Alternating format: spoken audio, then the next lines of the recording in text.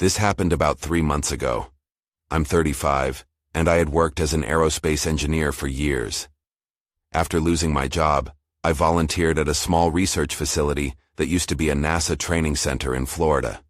My goal was to help review old lunar data. The building felt heavy with history, filled with faded photos of moon missions. I would stare at them sometimes, thinking of those brave astronauts. I spent long hours listening to old tapes trying to find something useful. One night, while going through recordings from 1974, I found something peculiar. At first, it was just static. Then, I caught a line that chilled me. It was a voice talking about a presence. My heart began to race. I needed to know what that meant. The next day, I asked my colleagues about it. But when I mentioned the recordings, their faces changed. They became tight-lipped. They avoided looking at me. I wondered if I was imagining things. So, I ignored the feeling and went back to the tapes. But I could swear I felt eyes on me at times. Days turned into weeks as I dug deeper. I isolated that voice and played it repeatedly. Each time I listened, I heard the word, danger. My unease grew. Late-night phone calls started coming in, just heavy breathing on the line. The voice said, "Stop your investigation."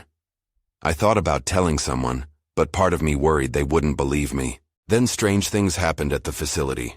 Equipment went haywire whenever I played those recordings. Some systems completely crashed. A cold sweat trickled down my spine. My colleagues whispered and glanced my way. I felt like I was becoming a ghost in my own workspace. A few days later, I saw notes taped to the break room wall. Names crossed out. Possible warnings. I didn't find anyone to ask about it. I felt trapped in a maze of secrets. One night, I was alone in the lab. I was listening to a particularly garbled segment again, hoping for clarity. The power flickered. The lights dimmed. I shivered. I heard footsteps behind me. I turned around, but no one was there.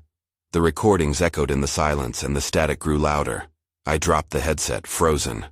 I felt dread creep in. Suddenly, a voice crackled through the speakers, dark and clear. "Why do you seek the truth?" It was then that I felt a presence behind me, cold and close.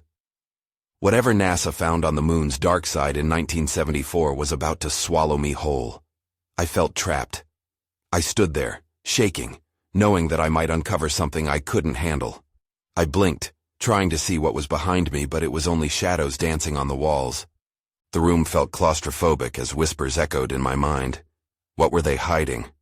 I needed to leave, but my feet felt stuck to the floor. I didn't know what to do. I was desperate for the truth, but the truth was staring back, shadowed and terrifying. The air in the lab felt thick and oppressive. The voice from the speakers still lingered in my ears, a haunting echo that wouldn't fade. My instincts screamed at me to run, but curiosity held me still. I shook my head, trying to shake off the fear. I had come too far to turn back now. Taking a deep breath, I forced myself to focus.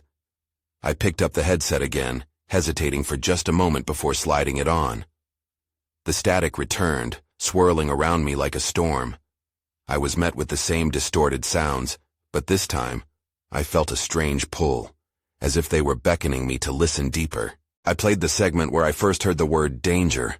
My palms began to sweat, but I pressed on. With each pass, I turned up the volume, straining to catch every nuance.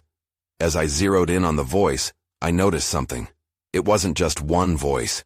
Several others chimed in, faint and backgrounded, almost like a chorus. They whispered words I couldn't understand, layered over one another in intensity. Stop. Danger. Leave. Then, a voice emerged clearer. One I hadn't heard before. This one sent chills down my spine. Find out what happened. It had a gravelly tone, urgent and desperate. My breath hitched. Who was that? Before I could gather my thoughts, the lights flickered again, more violently this time. Panic surged through me. I ripped the headset off and glanced around. The shadows on the walls seemed to morph, writhing like living things. My heart raced, and I checked the door. It was still locked. I knew I needed to act. I rubbed my temples and glanced back at the break room notes. They nagged at me. Perhaps they weren't just warnings. Maybe they were clues. I bolted to the door, determination surging within. If I had to dig deeper, I'd go through whatever information I could find. The break room was empty, save for the coffee pot quietly gurgling away. I approached the wall where the notes hung. I inspected them closely, my breath quickening. Names were scribbled messily, one catching my eye. Doc Harrington. His name was circled several times. I had overheard his name from my colleagues in hushed tones, but they never spoke about him directly. Then I spotted a date next to it, July 20th, 1974. I felt a wave of realization washing over me. This was no ordinary conversation. This was the date of the Apollo 20 mission. The restricted one. Suddenly, a metallic click echoed behind me. The door.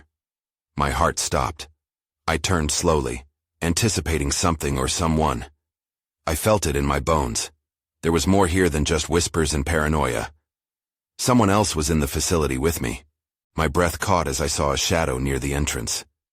It was watching me. The presence I felt was back. But this time, it took shape, and I was no longer alone. I blinked, trying to make sense of the shadow looming at the entrance. It stood still, a dark figure blocking the harsh fluorescent lights behind it. I could barely see any features, just a silhouette that felt both familiar and utterly alien. My pulse quickened. Was this part of the experiment, or something much worse? "Oh, who's there?" I called out, my voice shaky. Silence swallowed my question. The figure didn't move. It simply watched me. I took a cautious step forward, my instincts urging me to maintain some distance.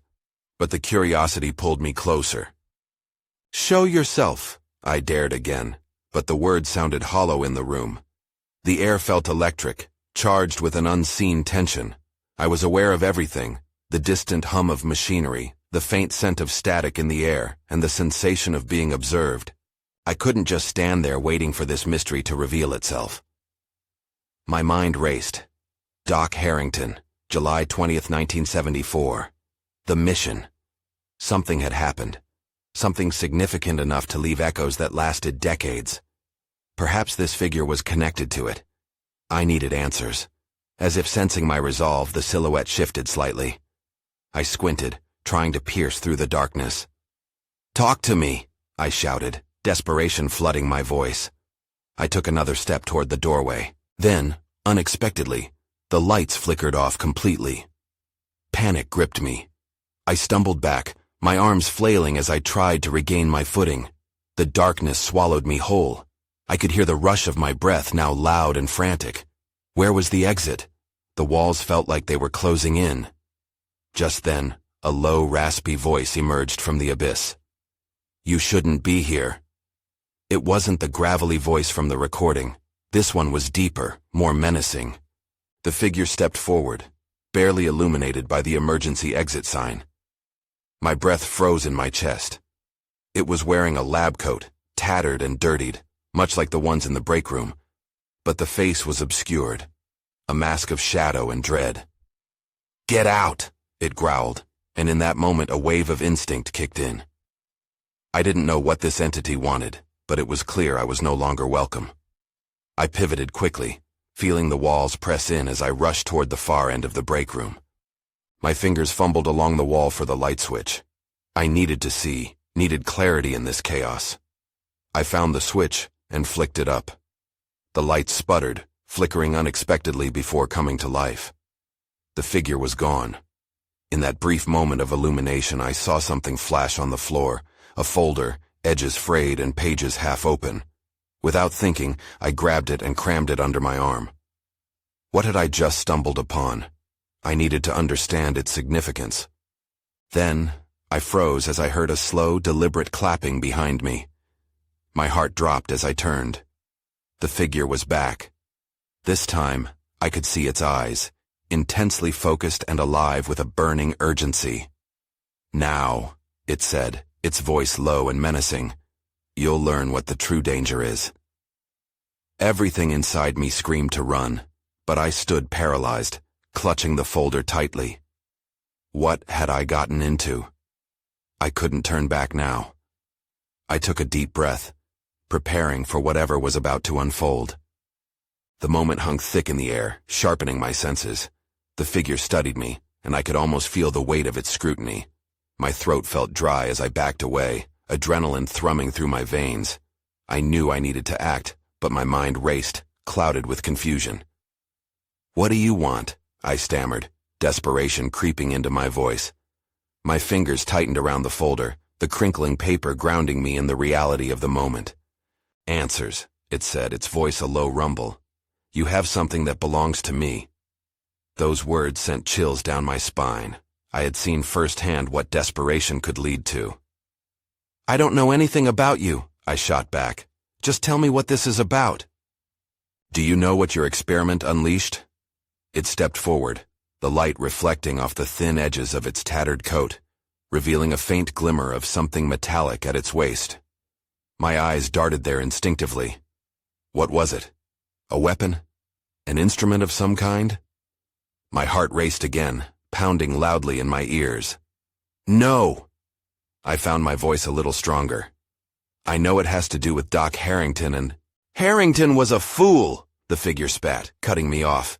"He thought he could contain it, control it, but you're not ready for the truth." The room felt charged, like a storm brewing just outside the door. "What truth? What did you find?" I felt the weight of the folder grow heavier, almost as if it pulsed with each question I asked. "Open it," it said, pointing toward the folder I clutched. I hesitated, mind racing. There was something about this command, a challenge laced with threat, that made my stomach churn. "What if it's dangerous?" I asked, unsure of where this conversation was leading. The figure exhaled sharply, a sound that echoed in the stillness. "Dangerous? You have no idea. The real danger lies in ignorance. The moment you turn away, you condemn us all." I felt the floor shift under my feet. The weight of its words sank in. Ignorance. I had been curious about the experiment, but now that curiosity felt like a double-edged sword. What had they discovered that I didn't know? What was this danger it spoke of? "Open it," the figure urged again, its voice a hiss in the silence. "And see for yourself." I was torn. Every instinct told me to flee, but my curiosity held a stronger grip than fear. I couldn't let fear win. Taking a deep breath, I hesitated only a moment longer before I started peeling back the cover of the folder. The pages revealed images, black and white photos of lunar landscapes and something that looked like a metallic structure. My heart pounded, each beat echoing the urgency in my mind. These were not just random images. They looked meticulously documented. My hands shook slightly as I turned to the next page. Sudden noise broke my concentration, something shifting behind me. I whirled around, feeling exposed, the atmosphere thick with tension once more. I wasn't alone. Before I could process what I'd seen, the figure lunged toward me, face twisting with rage. "You need to understand," it shouted, but another voice joined the chaos from a new entrance. "Get away from her." I barely caught a glimpse of another person, fear overtaking logic as I realized I might not survive this encounter. Too many questions, too much at stake. I had to decide quickly, run or find out what this all meant. I barely had time to process the new voice before the figure lunged. My instincts kicked in. I dashed sideways, barely avoiding an outstretched arm. I didn't want to be caught in whatever this was. The newcomer came forward, a flash of authority in their stance. "Step back." They raised a hand, and the figure hesitated, eyes darting between me and my would-be savior. I took a moment, trying to catch my breath, even as my heart raced wildly. "Who are you?" I managed to ask, still clutching the folder tightly like a shield. "Doesn't matter right now. I'm here to help," they said, without taking their eyes off the figure. "But we need to get out of here, now." The figure snarled, frustration welling up. "You think this is over? You'll regret this." Without waiting for more, my rescuer grabbed my arm, pulling me toward the doorway. I stumbled after them, almost losing my grip on the folder. "Wait!" I called back, looking over my shoulder at the figure. "What did you mean by all this? What does it have to do with Harrington?" The figure's lips curled into a sneer, but they held back for now, seemingly weighing their options. "You're too late to turn back," it hissed. "The truth will come crashing down, whether you're ready or not." The new person pulled me faster through the door and into the dimly lit hallway. "We need to move," they pressed, urgency lacing their voice. "If they find you—" "Who are they?" I interrupted, feeling a chill creep up my spine. "They're not just here to talk. Just trust me." Trust. It was a small word but carried a lot of weight. I felt my gut twist. The polished assurance my rescuer exuded made me question if I was better off with them or still stuck with that terrifying figure. As we entered the main corridor, chaos erupted around us. People were shouting, and I could hear something heavy thumping against the ground. "What's happening?" I shouted. "Security breach. There must be agents inside." My rescuer kept running, dragging me along. I caught glimpses of the distant figure that had threatened me, moving with fierce determination. Then, something caught my eye. A group of men and women clad in dark clothing appeared at the far end of the hallway, shouting instructions over each other. They were too close, and they wouldn't miss us if we kept going this way. "We need a plan," I gasped, breathless.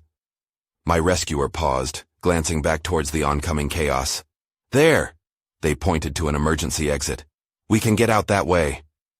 With no time to waste, I ran alongside, adrenaline overpowering doubt.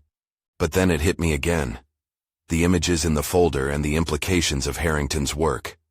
I was so caught up in the threat of the moment that I had almost forgotten about the secret that now felt like an anchor dragging me down. Did it really matter if I got away if I didn't know what was being kept from me? "Wait!" I shouted suddenly, causing my rescuer to stop. "What was in the folder? What did I just see?" "It's not safe to talk," they replied, urgency woven into their tone, but I could see the hesitation in their eyes. "I need to understand," I insisted. They took a deep breath, looking down the hall before meeting my gaze. "NASA discovered something on the moon, something they buried, and it's important, but we don't have the time now." Before I could ask more, the shouting grew louder and footsteps thundered closer. "Go!" they urged, pulling me toward the exit. "We'll figure this out later." As we dashed toward freedom, I couldn't shake the feeling that we were only stepping into a deeper mystery. And the clock was ticking. We burst through the emergency exit, the heavy door slamming against the wall behind us.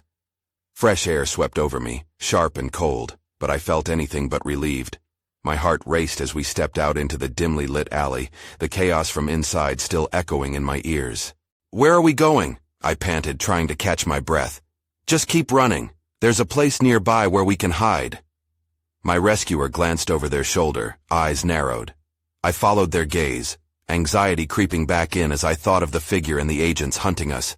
We turned a corner, making our way down a narrow street. The night was dark, but the faint glow of streetlights illuminated our path. I couldn't shake the feeling that we were being watched. "What was that all about?" I asked. My voice trembled slightly more than I intended.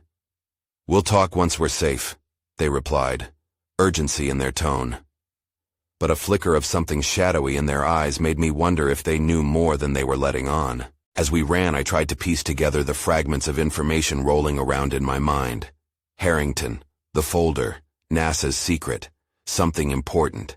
Why did it feel like it could change everything, and yet I was in the dark? We reached a run-down diner at the end of the block. My rescuer pulled me inside just as the door swung open, letting a gust of wind whip inside. The fluorescent lights flickered overhead, casting a grim atmosphere across the empty booths. "Sit," they instructed, motioning to a booth in the back corner. I slid in, my heart still racing. I waited for them to join me, my hands gripping the edge of the table. My rescuer approached the window, glancing outside, their expression tense. "We need a moment. If they're looking for you, they'll be here soon." "What do you mean?" I whispered, my voice shaky. "What are they going to do? And what about Harrington?" "They want to keep the truth hidden, and you're in the way." They turned from the window and sat across from me, finally meeting my gaze. "Those agents? They work for a faction within NASA. They'll stop at nothing to preserve their secrets." My thoughts raced. But the folder. What was in those documents? What did Harrington find? Something that shows we're not alone. Something that links us to a discovery that could change everything. They ran a hand through their hair, frustration clear. But it's dangerous, and we have to move fast. I struggled to process what they were saying. My whole life was rattled. Why does it matter if we know? What's at stake? Everything, they said, their voice dropping lower. If the public finds out the truth, it changes our understanding of history, science, even our place in the universe. Before I could respond, a loud crash spilled through the diner door as it swung open again. A heavy-set man in a dark jacket came inside, scanning the room. My heart dropped. "They're here." "Stay calm," my rescuer whispered, quickly nodding toward the back door leading to the alley. "Can we make it?" Their eyes narrowed in determination. "We have to." Just as we stood, the clatter of footsteps echoed toward us, and I knew we were out of time. We dashed toward the door, but as I glanced back one last time, I caught sight of something shimmering. An object on the diner's counter, a small metallic emblem. That's when I saw it. A NASA insignia surrounded by strange symbols. I froze for a split second, fear and curiosity battling in my mind. I couldn't comprehend what it meant, but I knew I had to uncover its connection to everything, even if it meant plunging deeper into the unknown. "Go!" my rescuer urged. I turned, tearing myself away, but now my mind churned with questions that wouldn't leave me. What did it all mean, and who could I trust? As we burst out of the diner, I felt like we were leaping into the depths of a mystery I was both terrified of and eager to unravel. We shot out of the diner and into the alley, the cold air stinging my lungs. My eyes darted around, searching for any sign of our pursuers. The last thing I wanted was to be caught again. My rescuer led the way, moving quickly but quietly, and I struggled to keep up. "Where are we headed?" I asked, trying to keep my voice down. "Just a few blocks from here. There's a safe house. No one knows we'll go there." Their tone was steady, but I could still see the tension in their shoulders.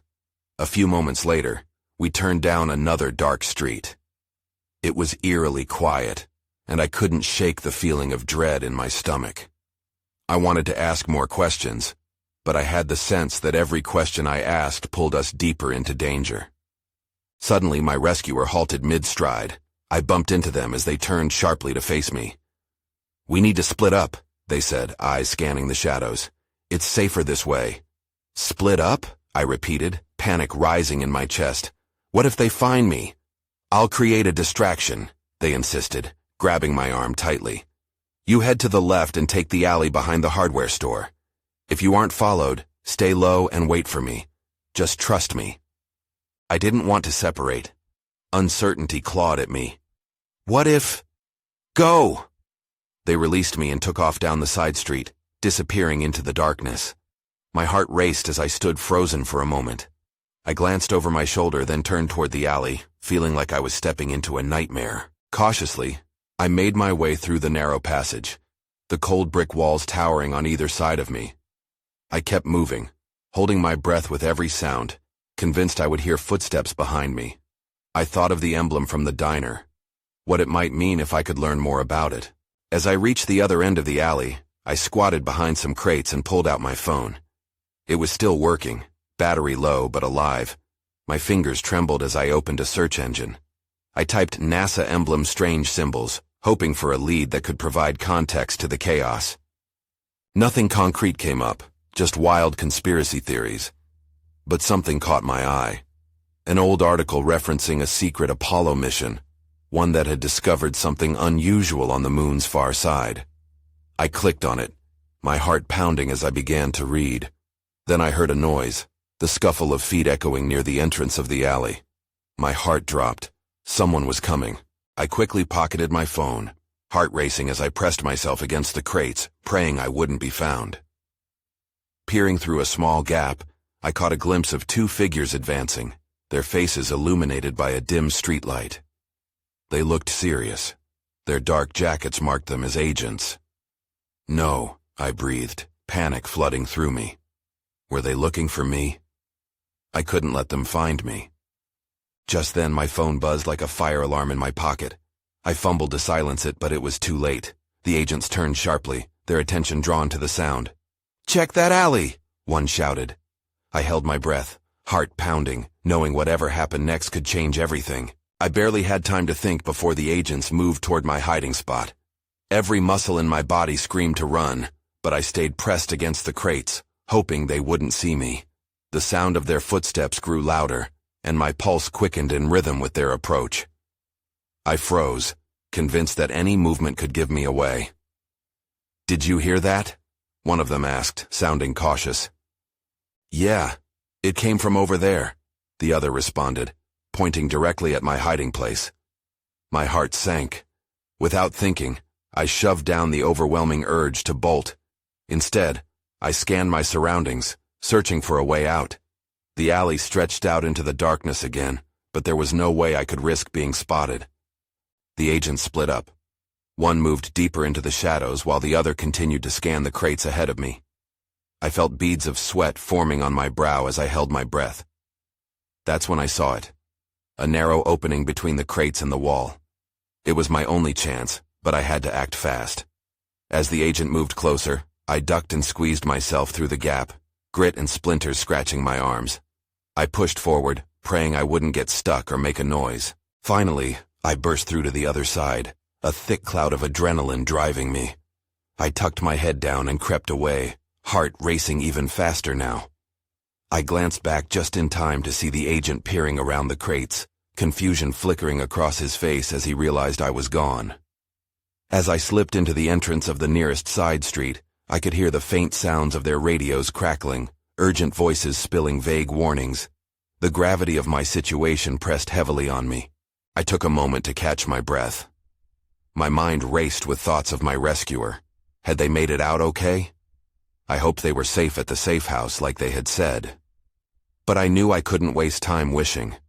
I needed to find a way to figure out what I was involved in. I quickly retrieved my phone, the screen illuminating my anxious face. I scanned the remnants of my search, focusing on that article about the Apollo mission. It was the only lead I had, and I felt the urge to dive deeper. My fingers barely cooperated as I began scrolling through the link again. The key paragraph leapt out at me. It mentioned a crew that reported unusual findings on the moon's far side, abnormal energy readings and strange artifacts. A pit formed in my stomach. This was no coincidence. Whatever had happened decades ago affected me now, and maybe I was caught up in something much larger than I had realized. Suddenly, I heard footsteps approaching again, this time from behind me. My breath caught in my throat. I turned to see a figure emerging from the shadows, and all I could think was to hide my phone before they could see the screen. "Is that you?" The voice sounded familiar, but my heart didn't let me recognize it yet. I squinted in the dim light, trying to make out the figure's features. My heart raced as I stepped back, ready to bolt if it wasn't someone friendly. "Who are you?" I asked, my voice barely above a whisper. "It's me, Sam. You know me." The figure stepped into the light, and I felt a wave of relief wash over me. It was Sam, my old college buddy, but the fear was still there. "What are you doing here?" I demanded. "I was looking for you. I thought you were in trouble." Sam's eyes darted around nervously before zeroing in on mine. "I heard about the agents. They've been all over the city searching." "How do you know about that?" I asked, still on guard. "I overheard some people talking. They think you have something they want." My stomach churned. I couldn't let him get caught up in all this. "We need to get out of here," he nodded, glancing down the street to the left and then to the right, as if measuring the threat. "There's a cafe a few blocks away. I think it's safe. We can talk there." I hesitated, unsure if it was wise to trust anyone right now. What if they see us? It's the best chance we've got. Come on. With that, I followed him into the shadows, staying close as we made our way down the narrow street. My mind raced with questions. What did Sam know? Why were they after me? We stepped into the cafe, a small place with flickering lights and the smell of burnt coffee. The atmosphere felt almost normal, but the tension between us was palpable. "Order something, I'll grab a table," he said, disappearing into the back. I stood at the counter, eyes darting around to see if anyone was watching. As I waited, my thoughts drifted back to the article about the moon. What had the crew really found? And how was it connected to me? I ordered a coffee, my fingers tapping nervously against the counter. Just as I turned to find Sam, the cafe door swung open with a jarring creak. A group of agents walked in, scanning the room with cold eyes. They didn't look like they had come for coffee. I felt the blood drain from my face. They were here for me. "Sam!" I hissed, spotting him at our table. He glanced up at me, confusion etched on his brow. I gestured wildly toward the agents. Realization hit him hard. We both backed away from the counter, trying to blend in with the cluster of customers. The agents moved deeper into the cafe, whispering urgently. My heart raced as I glanced toward the exit. It felt like time slowed, every move calculated. Then, I spotted something out of the corner of my eye. A notebook left behind on the table just beside the entrance. Before I could think twice, I reached for it, flipping it open. As I scanned the pages, my mouth went dry. Names, dates, and sketches that tied everything together. This wasn't just about me anymore. "Get out! Now!" Sam said, urgent and panicked. But I couldn't leave. I found what I wasn't looking for, and I knew this would make everything worse. I had seconds to act. The agents were closing in, and the weight of the notebook, filled with names and sketches that linked my findings to the Apollo missions, felt like a ticking time bomb in my hands. "Sam, we have to move," I said, my voice frantic. He glanced toward the agents, who were now standing near the counter scanning the crowd. "Where?" he hissed, his eyes wide with fear. "Back exit." I pointed toward the rear of the cafe, a flicker of hope taking root amidst the chaos. We moved swiftly, trying to navigate around the scattered customers while keeping our heads down. The agents were now across the cafe, their attention locked on our corner. My heart raced with the constant fear of being discovered. As we reached the door to the alley, I turned the knob slowly, praying it wouldn't squeal. The door swung open soundlessly. We slipped through, the night air wrapping around us like a shroud of secrecy. "What now?" Sam panted, his breath visible in the cool air. "Head toward the park," I urged, recalling a maze of bushes and trees that could provide us cover. "We need to disappear for a while." We darted through the shadows, and I struggled to remain calm, barely able to digest the gravity of what I had discovered in that brief moment. The names in the notebook connected everything, the whispers of a cover-up, the danger lurking in the shadows of NASA's history, the eerie presence that had trailed me through the facility. But there were still so many unanswered questions, the meaning of the symbols, the significance of the sketches, and whether Harrington had foreseen this impending chaos. As we reached the park, we ducked behind the thick trunks of old oak trees, panting and scanning our surroundings. The stillness of the night felt suffocating, the weight of our situation palpable. "Do you have any idea what they want with you?" Sam asked, glancing nervously at the park entrance where shadows danced in the dim light. "Something about what I found at the facility, I think." My voice faltered as I considered if I should reveal what I knew. "Those sketches in the notebook, they're connected to a secret mission. They weren't just exploring, they found something. Something they're keeping hidden." A chill ran down Sam's spine and he looked at me wide-eyed. "Are you serious? What did they find?" I swallowed hard, the pressure of my revelation weighing on me. "I don't exactly know yet, but it's tied to Doc Harrington's research. He called it the truth, whatever that means."